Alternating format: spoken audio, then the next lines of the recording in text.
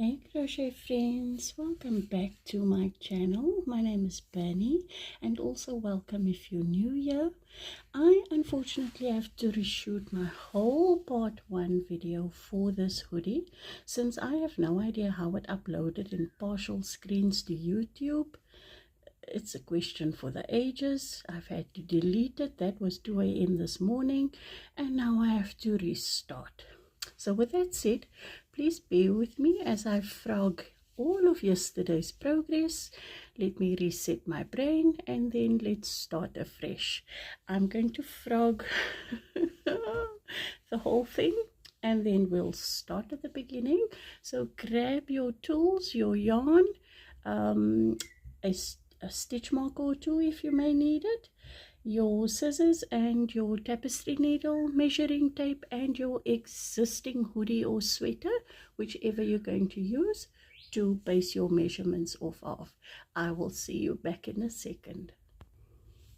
Okay, I'm back. I've frogged everything and we're ready to go. So for measurements, my hoodie and my top is too big to bring in here, so we're gonna have to make do with my very terrible sketching. I apologize already. You're going to need measurements for how wide you want your top to be, and since you have an existing top to work from, this will all be very easy. You're going to need measurements for how long you want your top to be, so do that. And then the neck opening is going to be standard. We're going to start with 83 chains. It's going to give us an opening of 8 inches or 20 centimeters if you will. And then you will need your measurements from the neck to the edge of your shoulder, and then for how deep you want your armhole to be. So that measurement. Now for me, it was all roughly in sequence at 8 and 8, so I was really good with that. You might need less. Remember, my size is a triple XL. I am a very large lady. And yeah, so I love making my own garments based off of my measurements. I find that I get a particularly good fit. And so I'm happy to share my bit of knowledge with you, if you will. I'm no expert in crochet, so please don't quote me on anything. When I show you tips and tricks, these are just hacks that throughout my few years of crocheting, which have been about 7 or so, I've picked up, and they just work for me. So if you'd like to try them out, by all means do so. If they don't work for you, revert back to what you know and what you enjoy. Crochet for me is extremely personal, and so I'm not the crochet police. I'm not going to come check up on anything that you do. If we miss a stitch, we'll cover it up somehow. But for the most part, please just enjoy my videos for what they are. I'm not teaching you to crochet. I'm merely sharing how I make my own garments that I wear on quite a regular basis. And I just hope that you guys enjoy being here.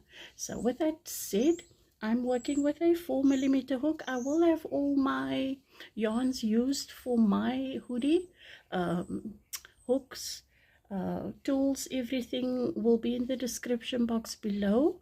I'm also going to leave a link to my short that's also available on YouTube.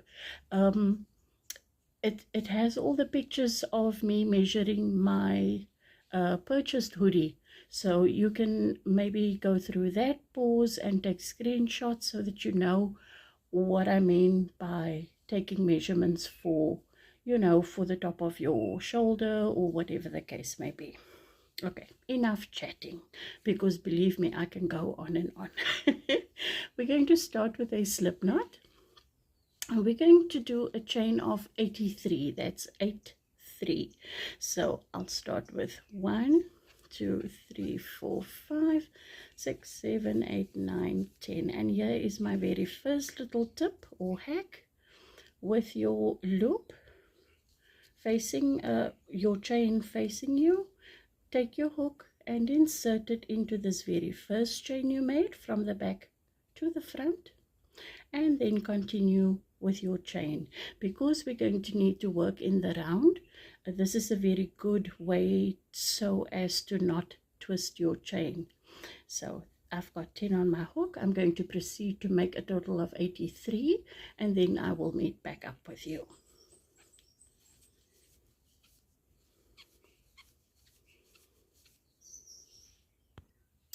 Okay, I have my 83 chains, and now with simply pulling the loop on your hook through that first chain we made, that is our slip stitch, I'm going to chain 1, and we will immediately head over into these back bumps for a round of single crochet, starting with the very first bump that you see. I hope that that's clear.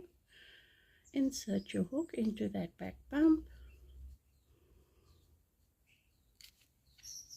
and complete your first single crochet. So continue with this. You should have 83 single crochet at the end, and we will meet up once again to join to the beginning. I'm at the end of my round, and the very last stitch that you should make, it still counts as a stitch, is that loop where we inserted the hook when we started the chain. So you need to place your 83rd single crochet in there, and then join with a slip stitch to the beginning of your round. So that is what your work should look like at this stage. We're going to immediately start with a cluster of 3 double crochet. That is your normal granny stitch cluster. So I like to start with a single crochet, and I stack another single crochet right on top. You are free to start with a chain 2 or 3. Remember, it does count as your first double crochet, so do that if you wish. I'm placing in that same stitch 2 more double crochet for our first cluster of 3. So I might refer to these later as stitches because I'm just lazy like that. When I say stitches, I do mean the full cluster, unless I'm specifically telling you to work into the top of a particular stitch. So yeah, that's just me being forgetful and lazy. But for now, we're going to be placing 9 more clusters of 3 double crochet across the next few stitches. So we'll skip 1 and 2, and in that third, make your next cluster. We're going to need to make 10 in total before we can turn a corner. Skip 2, place your next cluster. So I'm not going to make you watch me. You can place your 10 clusters. Remember to skip 2 stitches and then place your cluster of 3 double crochet until you have a total of 10, and then we'll meet up and we'll turn the first corner. I have made my first 10 clusters. That's 1, 2, 3, 4, 5, 6, 7, 8, 9, and 10. And I'm ready to turn my corner. I'm going to chain 1, and in that very same stitch as the last cluster, we're going to place 3 more. This will be the first of 6 clusters that we need to make. So counting that 1, place 5 more along this side. I'll just do that with you, and when we have 6, we will turn to the next corner, or turn the next corner. That's 3. Remember to skip 2 stitches before you place your next cluster. That's 4, 5, and 6. When you have 6 clusters, counting this one that we made here for this corner, 1, 2, 3, 4, 5, 6, chain 1 and place another cluster in that same stitch. And on the opposite side of the back of the neck almost, you're going to be placing 9 more double crochet for a total of 10, counting this cluster that we just made. Remember to skip 2 chains, 1, 2, and place your second cluster there. we need a total of 10 so that it can match up with the back of our work. So continue to do that, and I will meet you for the next corner turn. I've made my 10th cluster. I'm going to chain 1, place 3 more into that same stitch, and continue to finish this up with 5 more clusters.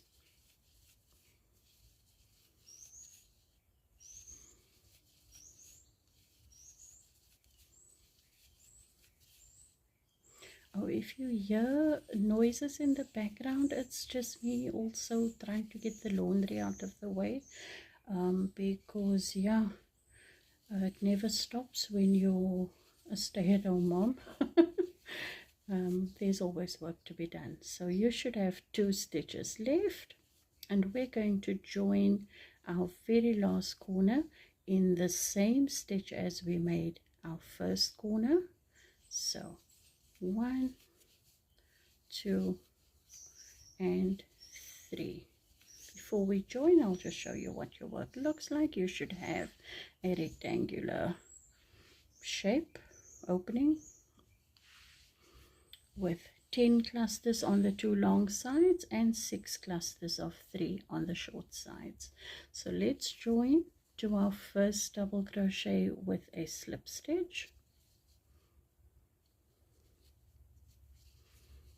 I'm going to chain 1, and in that same space I'm going to do my very first double crochet. Sorry, I didn't mean to join with a slip stitch. That is incorrect on my part. I usually join because we're doing a chain 1 in the corners. We want a chain 1 space here as well, and I will do that by making a single crochet. My apologies for that. This is what you do when you're tired. Chain 1, head back into that space for a single crochet, stack another one on top for my first double crochet. Again, you're free to do a chain 2 or 3, whatever your personal preference is for your very first double crochet. So let's place 2 more there, and then we're simply going to head into all of these spaces and place clusters of 3 double crochet. This is so that we can grow the section.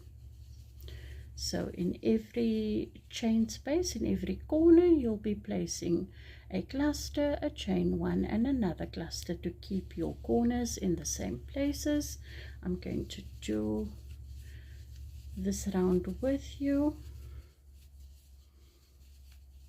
I'm not doing normal granny stitches whereby you would add a chain 1 between clusters. I don't find them necessary, and I don't like the holes between the clusters to be all that big. So I don't do a chain 1 between my clusters except for my corner spaces. You might want to do the chain 1s, and you're free to do so.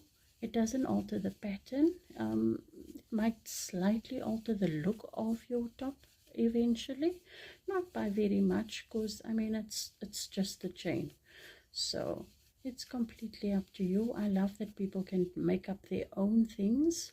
Chain 1 for my corner and 3 more clusters in the same space, and normally one would place 2 or 3 even chains for corner spaces, and again that just make the corner spaces stretch out a lot for me. I think maybe my tension is just too loose when I work on garments. Whatever the case may be, this is how I've been doing my granny stitches since forever, and this is how I will continue to do them. Whether I'm working from a pattern or not, I will adjust and tweak it to suit me, because whatever I'm making will be for myself. So that is just my personal preference. I'm going to let you finish this round, and then we'll meet up to join at the beginning. Remember to place 2 clusters in every corner. They are separated by a chain 1, like this one that I'm doing now. That's my corner space, chain 1, and back into the corner space. So I will meet you once we're back to join at the beginning. Okay, so we are back at the beginning and we're going to join with a single crochet. And I'm going to immediately show you how to make the little chain that you need to go under your arm to make your sleeve. You may or may not need it depending on your size, of course, but I would think that everyone from a medium to up to my size or even bigger would need to chain just a few stitches to place whether it be 1 or 2 clusters, or like myself, I placed 7 clusters under my arm so that it would fit comfortably. There's no chafing, it's very nice and loose. I like the fit of the sleeve for myself, so I'll just show you what I did to measure, measure my sleeve. Sorry, my cardigan is huge, like I said. Let me just zoom out. I don't know if you can see, but this is my sleeve. This is the front of the cardigan, so I'm simply turning it onto its side so that you can see my chain that I did to place my 2, 4, 6 clusters. So I placed 6 clusters under the arm, for which I made 2, 4, 6, 8, 10, 12, 14, 16, 18 stitches. That's in a multiple of 3, so 18 stitches gave me 6 clusters under the arm. So that is what we're going to do. You need to just take a very quick measurement. For me, that came to, I'll measure because I'm not sure, 6 inches, just that bit, 6 inches. So you might need 4 inches, you might need 2 inches, you might not need any at all. It would depend solely on the size of your garment. So we're going to head straight towards that, and before we can make the little chain that goes under the arm, we're going to just complete this row by making our usual clusters, starting immediately in that corner space and heading over to the next space. So I'm going to meet you at the end of this row. This is where we will start with our chain space. Guys, I'm so sorry. I do know that I'm rushing through this video. I feel rushed, and I feel that I forgot to let you know that before you do your chains, of course you're gonna have to just try on this piece. Just throw it over your head, and then once you've reached the edge of your shoulder and the armpit section, that is where you'll stop, and that is where you will join that chain, of course, to finish up the arm opening. So for me and my size, I ended with, I believe, 17 rows. I'm really not sure. 1, 2, 3, 4, 5, 6, 7, 8, 9, 10. 1, 2, 3, 4, 5, 6. Yes, 17 rows I did for my top section, and then I joined my chain under the arm with 18 chains. So yeah, if I forgot to mention that, I apologize, and that is what I'm doing now. So getting back to our project, you would have completed a row of clusters after you have taken your measurements and made sure that that is where you want to attach your 2 panels together. Remember, this is your front side, that is your back. We are now at the end where we're going to chain our chain in multiples of 3. I'm just going to chain 9, 1, so that I could have 3 clusters added later. 1, 2, 3, 4, 5, 6, 7, 8, 9, and then to join to the front you'll be joining with a double crochet cluster into this front section. So yarn over, immediately flip the whole thing so that you're looking at the front panel, and then in that corner space place your first double crochet and finish up your cluster, and then go right down this round to the other end where we will chain 9 once again and join to the back of the work.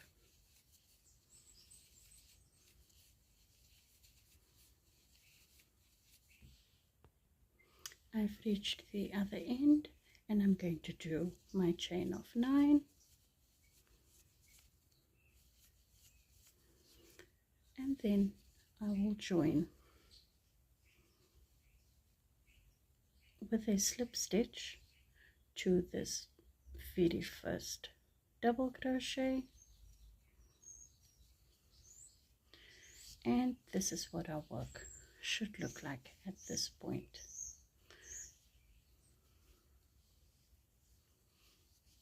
Okay.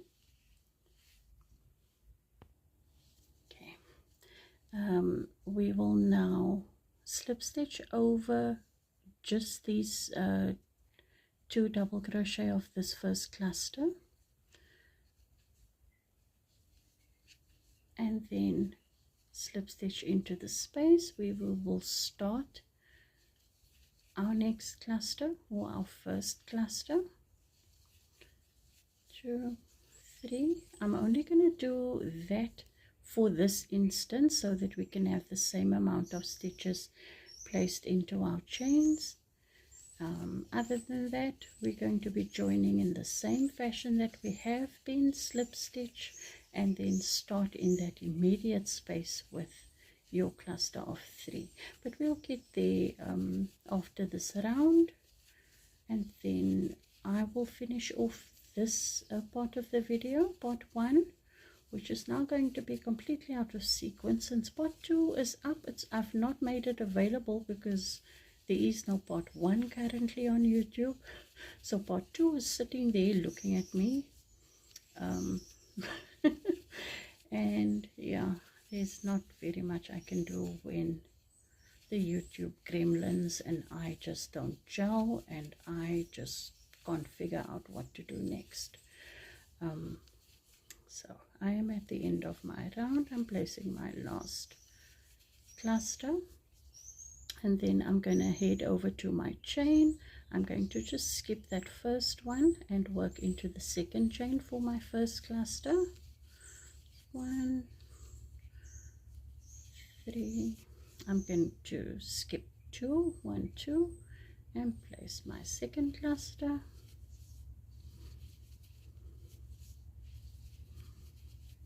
Skip 2 and place my third cluster. You should have 1 chain left, which we will skip. Remember, I have 9 chains. You might have 12 or 16 or 18 like I had, whatever the case may be. Head over to the next space and continue making your clusters. So I'm gonna head over the front of the panel and meet you at the next chain.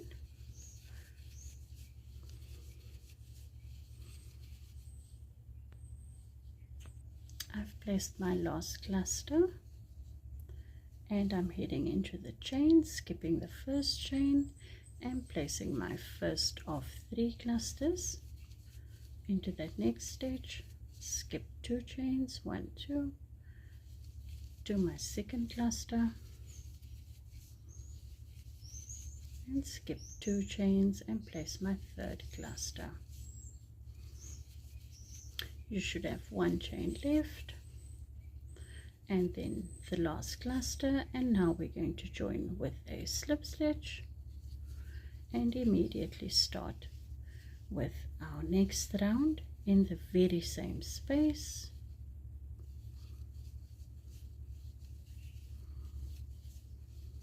for our first cluster and simply move along. Now you can, if you wanted to, that's what you would do to keep sort of a more straight seam. You would alternate the start. So for this round you'll start immediately here in this chain space. For the next round you will slip stitch over like you did for this previous row. You'll slip stitch over the cluster, so you will have a seam going almost straight down. However, doing it this way, and this is how I did mine, my seam goes back a cluster like this, diagonally down my work, and eventually it goes around my work because I have that many rounds, and I'll show you. It's not very visible when you are wearing your garment, but I mean it is there. So this is my diagonal seam. Remember, we work from top to bottom, so every time I would finish a row I would start back with my first cluster. So that is basically what I've done. Excuse me, simply because I was too lazy to keep track of where's the round with the slip stitch and where's the round that I must do this, and it's merely alternating, but I didn't have the energy for that headache. So I'm gonna finish up this round with you, because all you'll be doing from now on is growing your garment in length. So you'll simply add as many rows as you want. You can make this a short crop top, you can make this a much longer dress even if you wanted to. Don't add the hoodie, just add sleeves and you'll have a gorgeous winter dress, I suppose. I would have loved to make my top much longer than it turned out, but I ran out of yarn, so that's the only thing that stopped me from making mine longer. And I swear if I could find the same colorway anywhere, I would certainly do another cake in the granny stitch before I add my ribbing. I would have loved it just ever so slightly longer, but it is what it is. I finished up 5 complete cakes. They all into this top. I'm working in those spaces under the arm. Yeah, so I finished 5 entire cakes. I think they are 650 or so meters, 600 meters per cake of the longer length colorways. It is a South African yarn, of course, because I'm in South Africa. It's gorgeous, the colorway. I don't have the name of the colorway because the yarn was gifted to me and they didn't come with labels. I mean, I suppose I could Google it, but I don't want to give you the wrong information if you wanted to make this exact almost rainbow colored hoodie for those of you that's in South Africa, of course. I do know it's a Elle Color Crush, but that is all the information I have. So I don't even know if they still make this colorway, honestly speaking. So I don't know where I might find another one. I do know that I have another project made with this specific colorway, and if I find it in my back room, which is a mess, don't tell anyone, if I find that project and I frog that project, I may just undo the ribbing on this current hoodie and add that yarn to make my top longer. So there is that, there's hope. But do I have the energy to go into that back room and clean out the whole thing and find this hidden project? No, of course not. I'm not mad. Guys, this is where I'm going to leave you. Like I said, if you are doing this almost straight seam, you would now slip stitch over this first cluster and start over here, so that you would stagger your seam. If you're doing your seam the way I did, in a diagonal fashion, you'll simply start with your first cluster right here in this very space. So you are now free to grow your garment. My husband just arrived and doesn't have the key. I'm going to leave you here, and I'll see you for part 2, and then we'll finish up with part 3, making our pocket and hoodie. Thanks so much, guys. Bye-bye.